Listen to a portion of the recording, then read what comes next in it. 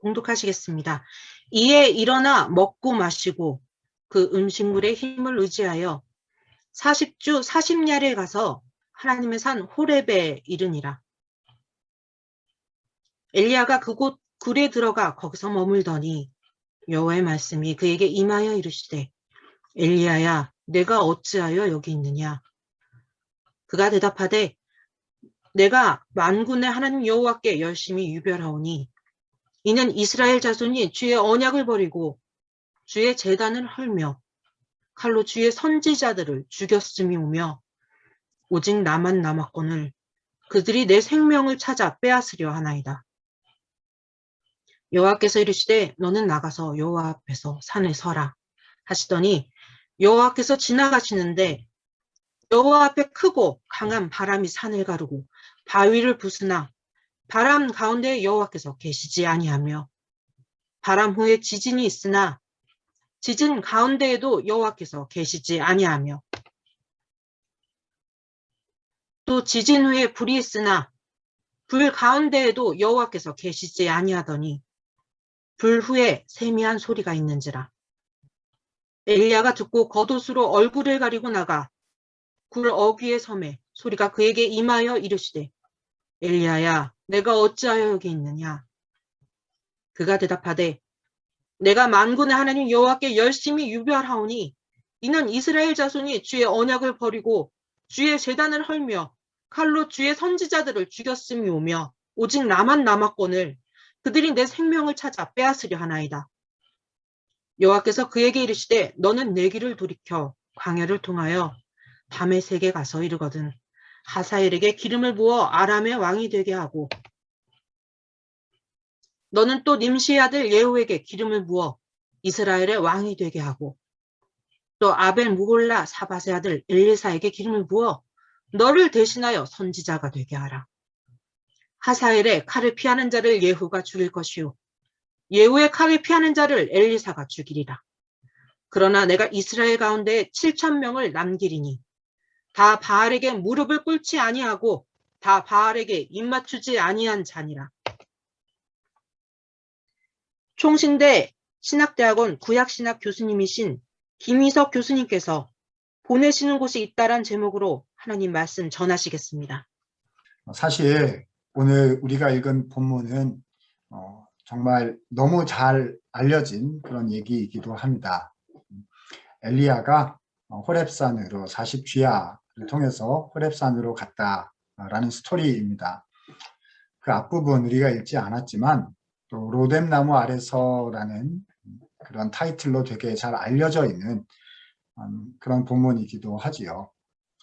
바로 앞장인 열왕기상 18장은 더더욱 더 유명한 그런 본문이기도 합니다. 엘리야가 갈멜산 전투에서 이방 선지자들과의 싸움에서 승리해서 이스라엘의 하나님 여호와께서만이 유일하신 참 신이신 것을 증거하고 드러낸 사건이기도 하지요. 그런데 그 18장의 승리 사건과 오늘 우리가 읽은 19장의 엘리야의 도망 사건을 비교해 보면 엘리야가 왜 도망갔는지가 궁금해지기도 합니다. 한편으로는 로뎀나무 아래서라는 그 이름 때문에 우리에게 많은 위로를 주시기도 하죠. 번아웃되고 사역 속에서 많은 하나님이 주신 일들 속에서 때로는 지치고 힘들어 있는 우리들에게 주님께서 위로를 주시고 또 은혜와 회복과 쉼을 공급해 주신다. 굉장히 은혜로운 말씀이기도 합니다. 그런데 우리는 오늘 조금 더 19장 전체 흐름을 주목해서 생각해 보면서 그 엘리야의 마음을 함께 좀 살펴봤으면 좋겠습니다. 엘리야 선지자는 왜 호렙산까지 가려고 했을까라는 거죠. 사실 그 앞서 우리가 읽지 않았지만은 19장 앞쪽에 보면 이세벨 왕후가 엘리야를 위협을 했지 않습니까? 그래서 죽이겠다 위협을 했는데 거기서 도망을 치기 시작한 거죠. 그게 진짜 도망이었는지 아니었는지 그 부분에서는 정확히 알 수는 없습니다만 아무튼 피한 거잖아요. 멀리 떠나버린 것입니다. 18장에서처럼 하나님께 기도해서 하늘에서 불이 내려오게 하고 비가 내려오게 하고 좀 그런 능력을 엘리야가 행할 수 있었을 텐데 말입니다. 갈멜산의 이방 선지자들보다 그 이세벨 왕후가 그렇게 그 한 사람이 그렇게 두려웠던 것일까요? 정말 너무 힘들고 지치고 감정 소모가 커서 건강이 염려가 되고 자기가 버거워서 너무 마음이 버거워서 그래서 도망을 쳤던 것이었을까요? 라는 질문이 계속 들게 되는 것 같습니다. 자, 그래서 아무튼 엘리야가 가려고 했던 곳이 바로 호렙산입니다. 호렙산 그러면 여러 가지 견해가 있습니다만은 대부분의 성경학자들은 이 호렙산이 신의 산일 것이다 라고 생각하고 있죠. 이 신의 산 그러면 많은 것들이 사실 떠오릅니다.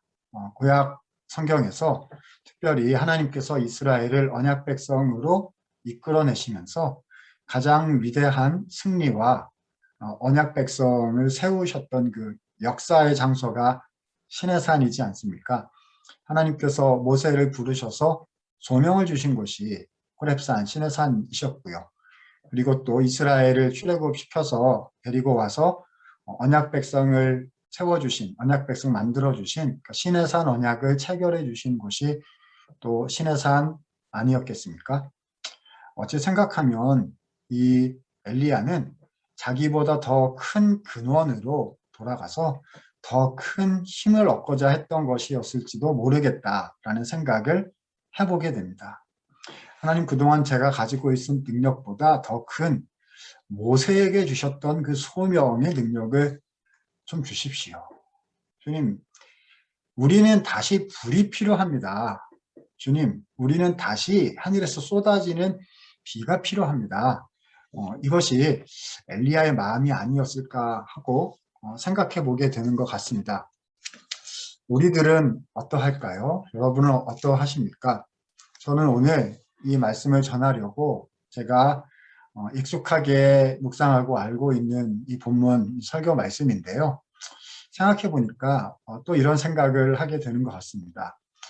참 저도 저 자신도 엘리야와 비슷하구나 하는 생각을 또 하게 되는 것 같습니다. 저도 불이 필요하구나 하는 생각을 요즘에 하는 것 같고요.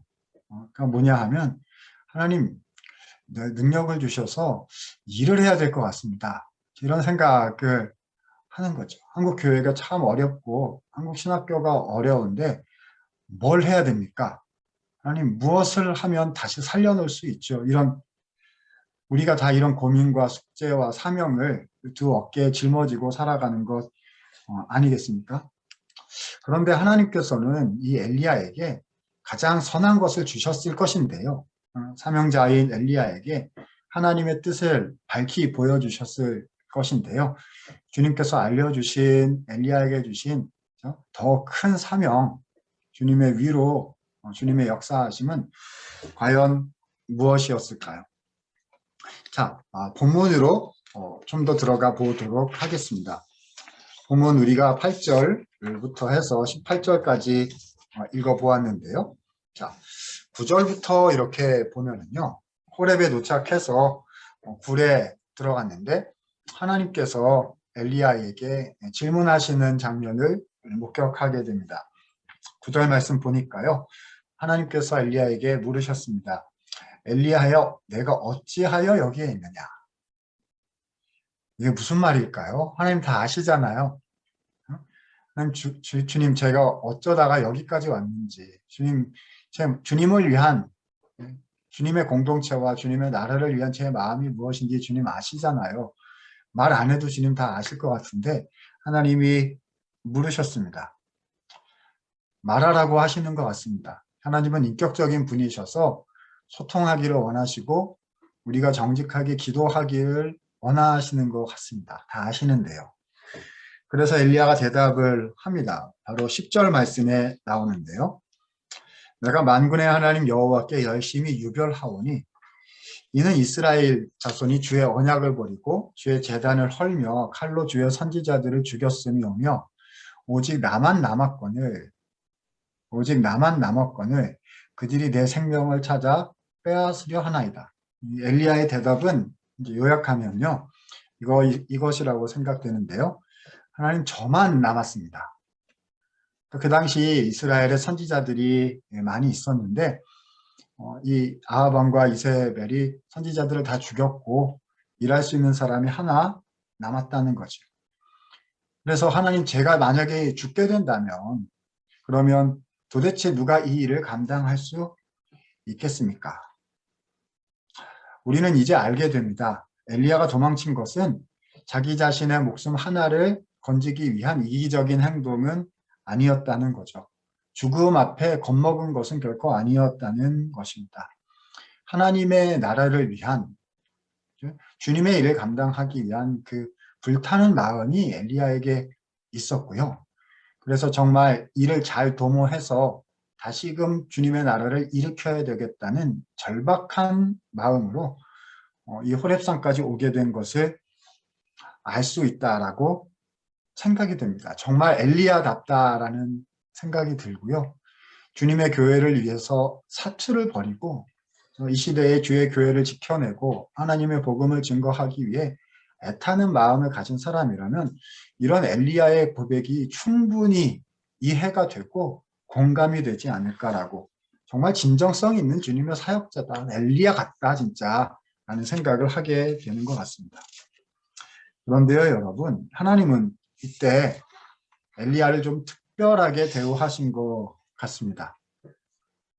그냥 제가 하나님이라면 엘리야가 너무 이뻐가지고요. 저는 하나님이 아니니까요. 엘리야가 너무 고맙고 감사하고 이래서 막 더 많은 것을 맡기고 막 이렇게 할 것 같은데요. 지혜로우시고 모든 것을 아시는 하나님께서는 다른 말씀을 주셨어요. 11절 12절 보니까 엘리야야 너는 나가서 여호와 앞에서 산에 서라 하셨습니다. 그래서 나가서 산에 섰는데요. 여호와 앞에 크고 강한 첫 번째 바람이 지나갔습니다. 근데 그 안에 여호와께서 계시지 않았습니다. 그 후에 지진이 있었는데 그 가운데에서도 여호와께서 계시지 않았습니다. 지진 후에 불이 지나갔는데 불 가운데에서도 여호와께서 계시지 않으셨습니다. 불, 지진, 바람, 고대 사회에서 이런 것들은 신의 능력을 상징하는 표징이지요. 신현현상 아닙니까? 그러니까 18장에서도 불을 내리는 신이 참 신이다라고 해서 그 영적인 대결이 펼쳐진 거겠지요. 생각해보면 처음에 바람, 지진, 불 이런 현상들이 나타날 때 엘리야가 마음속에 되게 기뻤을 것 같습니다. 바람이 막 불면은요.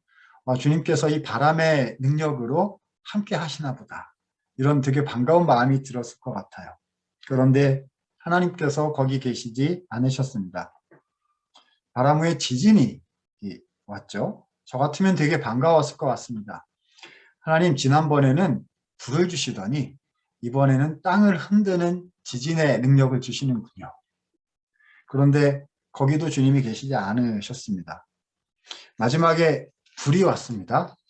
저 같으면 그렇습니다 주님 뭐니 해도 불입니다. 더 큰 불을 주십시오. 이랬을 것 같습니다. 근데 거기서도 주님이 계시지 않으셨습니다. 그리고 세미한 소리가 들려왔죠.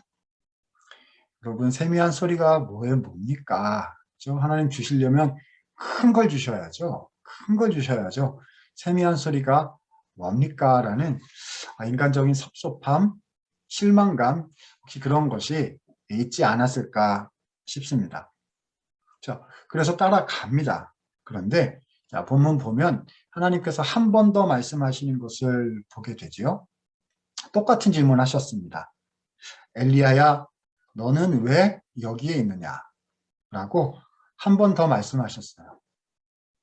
주님께 말씀드리지 않았습니까? 아까 기도를 드려서 주님 저만 남았습니다 라고 다 말씀을 드렸는데 하나님 어찌하여 또 물으시는 것일까요? 제가 엘리야라면 답답했을 것 같아요. 하나님 왜 또 물으시는 거예요? 싶었을 것 같습니다. 14절 보면은요. 아까 엘리야가 주님께 드렸던 답변 기도의 내용이 정말 그대로 똑같이 한 번 더 나오고 있는 걸 보게 됩니다. 만군의 하나님 여호와께 열심히 제가 유별합니다. 이스라엘 자손이 주의 언약을 버리고 주의 제단을 헐며 칼로 주의 선지자들을 죽였음이오며 오직 나만 남았거늘 그들이 내 생명을 찾아 빼앗으려 합니다. 주님, 저만 남았습니다. 그러니까 저에게 능력을 주시고 사람을 주시고 조직을 주시고 불을 주시고 바람을 주시고 지진을 주셔서 가서 세우게 해 주십시오. 하나도 안 틀린 기도잖아요. 그죠? 여러분, 이것이 제가 맨날 드리는, 하나님께 드리는 기도라고 생각이 됩니다. 하나님, 우리를 살려주시고, 우리를 회복시켜 주시고, 주님의 학교를 세워주시고, 주님의 교회를 세워주십시오. 그것이 저의 기도이고 우리의 기도 아니겠습니까? 주님의 대답이 들려옵니다. 15절, 16절인데요. 하나님은 조금 뜻밖의 대답을 주셨습니다. 너는 내 길을 돌이켜 광야를 통하여 다메섹에 가서 하사엘에게 기름을 부어 아람의 왕이 되게 하고 또 예후에게 기름을 부어 이스라엘 왕이 되게 하고 엘리사에게 기름을 부어 너를 대신하여 선지자가 되게 하라. 3명의 사람들에게 기름을 부으라 하셨습니다. 그래서 기름 붓는다는 것은 사명, 직분을 주신다는 그런 뜻이겠지요. 그러니까 아람 나라의 왕을 바꾸고 북왕국 이스라엘의 왕을 바꾸고 그리고 엘리야 대신 일할 새로운 언약 백성을 위한 새로운 선지자를 세우겠다. 그러니까 요즘 말로 바꾸면 다음 세대를 세우겠다라는 선언을 하나님께서 하신 것이죠. 그러니까 지도자의 리더십 구조를 다음 세대로 넘기겠다라고 하나님께서 지금 선언하신 거죠. 17절에 보면은요. 하사엘의 칼을 피하는 자를 예후가 죽일 것이고 예후의 칼을 피하는 자를 엘리사가 죽일 것이다. 하사엘은 아람의 왕이고요. 예후는 북이스라엘 왕인데 일종의 개혁을 하기는 했지만 하나님께 온전히 돌아오지는 않았던 왕이 또 예후이죠. 여러분 이런 일들은 엘리야 스스로가 정말 감당하고 마무리하고 싶었던 그런 일일지 모르겠습니다. 돌아가서 아합 물리치고 이세벨 물리치고 아람 왕국까지 물리치고 그잖아요. 그렇죠? 그런 일들을 선지자가 하기를 소망했을 것인데요. 자, 그걸 누가 한다는 것입니까? 엘리야 자신이 하는 게 아니고 다음 사람 엘리사가 한다는 거죠. 요즘 쉬운 말로 바꾸면 이렇게 표현할 수 있을 것 같습니다. 너는 여기까지고 네 다음 사람이 하는 거다. 라는 요즘 젊은 청년들 이야기로 선을 그으시는 철벽 같은 엘리야에게는 굉장히 낯설고 섭섭한 말씀으로 들렸을지도 모르겠습니다. 근데 주님은 이렇게 덧붙이셨습니다. 18절입니다. 그러나 내가 이스라엘 가운데 7,000명을 남기리니 다 바알에게 무릎을 꿇지 아니하고 다 바알에게 입맞추지 아니한 자니라. 자, 이 구절에 대해서 여러 가지 해석이 있을 수가 있겠습니다. 흔히 우리가 이해하기로는요. 하나님께서 엘리야 너 말고 지금도 7,000명이 남아있다. 7,000명이 있으니까 힘내고 같이 가서 너 혼자 남았다 하지 말고 가서 일해라. 이렇게 해석하는 방식이 있을 수 있겠습니다. 그런데 또 하나의 해석의 방식도 가능하다고 저는 생각합니다. 제 전공이 이제 구약인데요. 시브리어 원어의 문장 구조를 스스로 열심히 공부해 본 결과 이런 해석이 가능하다라는 저 나름대로의 본문 해석에 도달하였습니다. 무슨 얘기냐 하면요. 가서 엘리사를 세우고 다음 세대를 세우게 되면 그러면 7,000명 하나님께서 준비하신 7,000명이 나오게 된다. 그 다음 7,000명은 엘리사와 같은 엘리야가 세워야 하는 다음 사람들을 통해서 일어나게 될 하나님의 사람들을 가리키는 그런 표현일 수 있다는 거죠. 완전수 7이니까요. 7,000명이란 단순한 7,000명이 아니라 하나님의 큰 무리, 주님께서 사용하실 귀한 사람들을 가리키는 표현일 수 있겠다고 생각됩니다. 그러므로 오늘 하나님께서 엘리야에게 들려주신 말씀은요, 하나님께서 이 큰 산 시내산 호렙산에서 엘리야가 정말로 해야 될 일이 무엇인지를 알려주신 말씀이다라고 생각됩니다. 바로 너는 가서 다음 사람을 세워라. 다음 사람을 세우는 것이 지금 엘리야 내가 해야 할 가장 큰 일이다. 라고 엘리야에게 더 크고 더 소중한 본질 사명에 관해서 말씀해 주셨다는 것이지요. 엘리야는 마음이 뜨거운 선지자였습니다.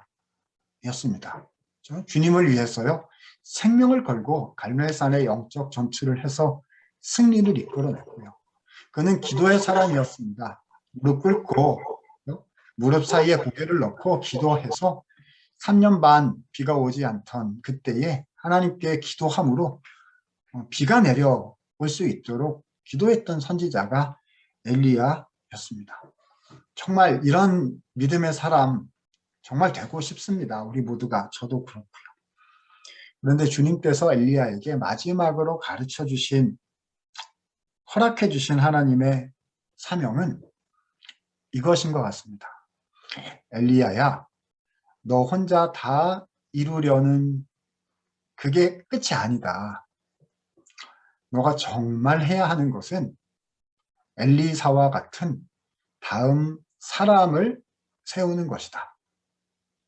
하나님께서 엘리야에게 깨닫게 해주신 말씀, 그 소명이 바로 그것인 것이지요. 예배에 함께 하신 우리는 어떠한 마음으로 살고 있는지 저부터 다시 돌아보아야 하겠다라고 생각하게 되는 것 같습니다. 우리는 주님을 위해서 이 마지막 시대에 많은 일을 감당해야 한다고 생각합니다.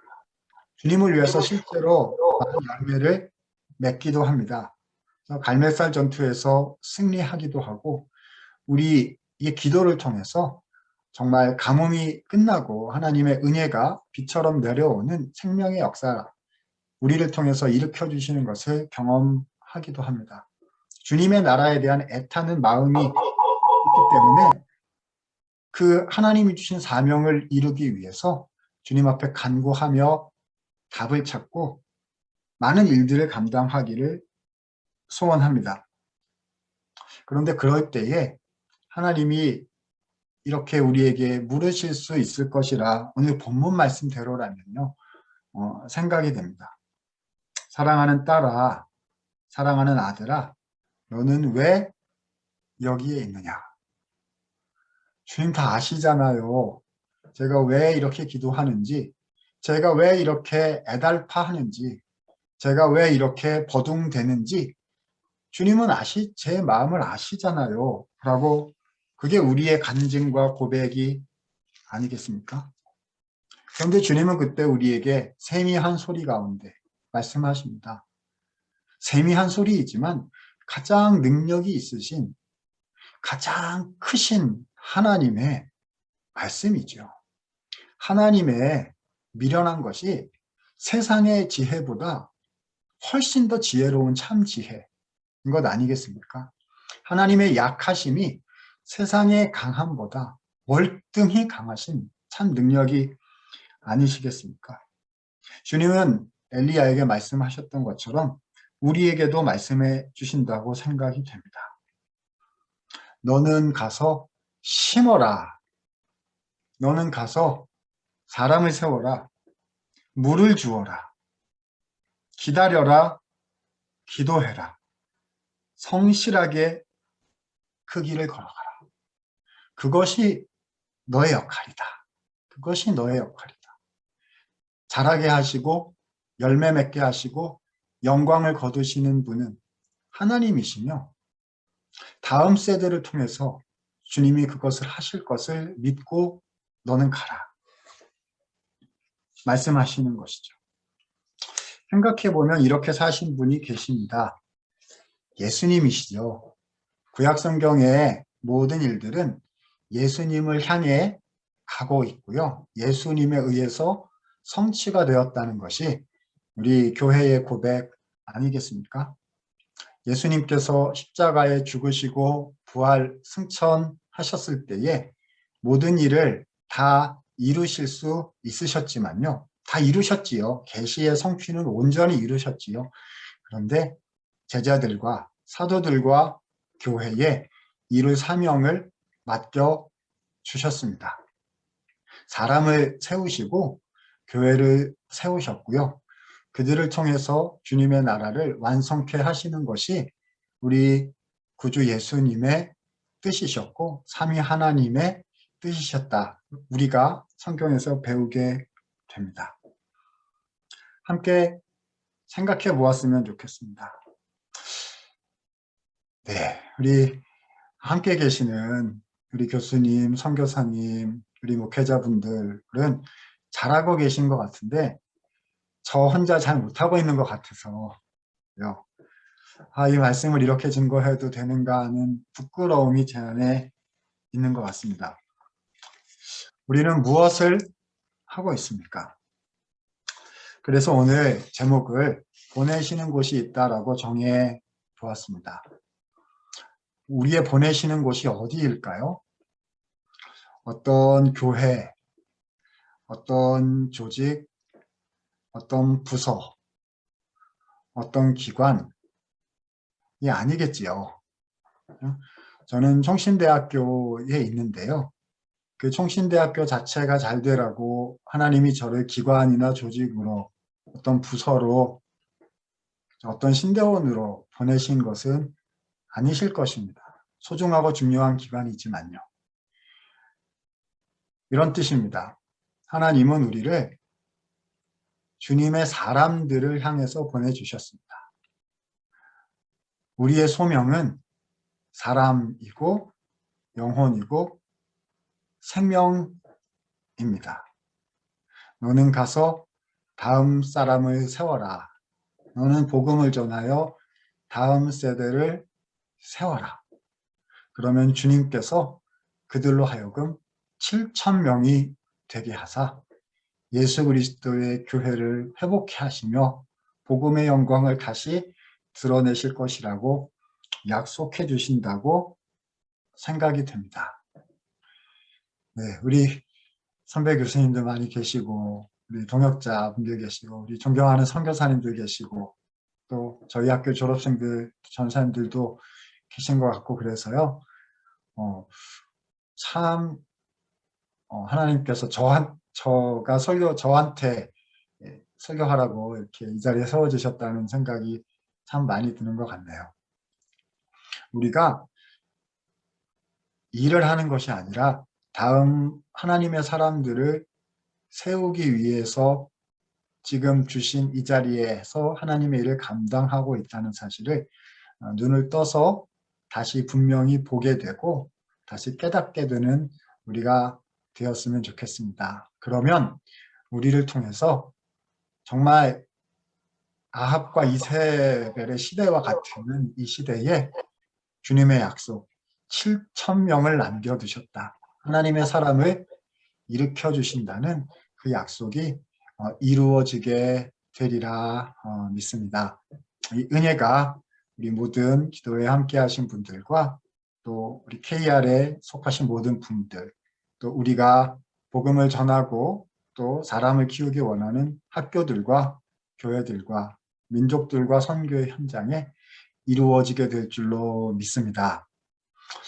우리 같이 한번 말씀을 기억하고 한번 합심해서 기도하는 시간 한번 가졌으면 하고요. 그리고 제가 마무리 기도 한번 하도록 그렇게 했으면 합니다. 하나님께서 우리 각자에게 주신 삶의 현장과 또 위에서 기도하시는 많은 일들이 있으실 터인데요. 하나님, 제가 사람을 향해서 보냄을 받았고 영혼들을 향해서 보냄을 받았다는 사실을 잊지 않게 하여 주시고 엘리야에게 주신 약속의 말씀 가서 너는 사람을 세우라 그리하면 7,000명의 하나님의 사람들이 일어나게 될 것이라는 이 사실을 믿음으로 취하면서 주님의 일들을 감당하는 나 자신이 되게 하시고 우리가 되게 하시고 그런 조국 교회와 선교의 현장이 되게 하여 주십시오라고 같이 한번 기도할 수 있는 우리가 되었으면 좋겠습니다.